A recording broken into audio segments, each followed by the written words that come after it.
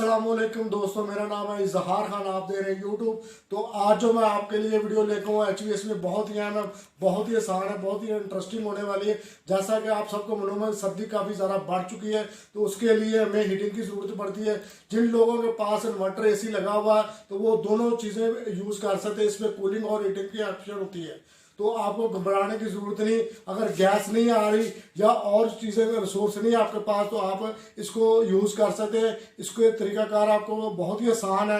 Remote से आपको सिर्फ एक ऑप्शन को चेंज करना है। तो चलते हैं दोस्तों वीडियो की तरफ।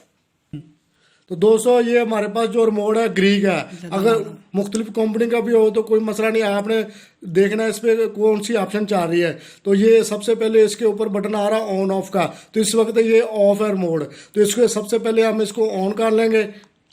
तो ये रिमोट ऑन हो गया हमारा। इस वक्त जो ऑपरेशन है वो कूलिंग पे चल रहा है, तो 25 टेम्परेचर आ रहा है। उसके नीचे आप बटन देखेंगे तो -+ के टेम्परेचर के उसके नीचे आ जाएंगे तो मोड का बटन आ रहा है। बाज यूनिटों पे आ रहा था ऑपरेशन, तो मोड हमने चेंज करना है। इस वक्त कूलिंग है तो इसको मोड को मैं चेंज करता जाऊँगा। तो अब ये आ गया फ़ैन पे। इस वक्त सिर्फ इंडोर का फ़ैन चलेगा।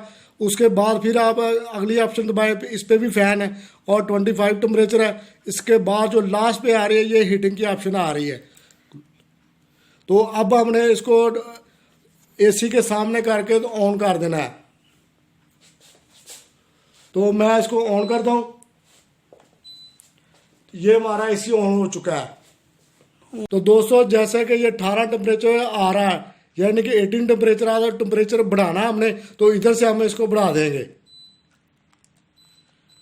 तो इसमें 30 तक कर जाएगा। ये आप ऊपर देख सकते हैं AC की ऑप्शन भी आ गई और टेम्परेचर भी 30 पे पहुंच चुका है। तो चंद मिनट के बाद आउटडोर ऑन हो जाएगा।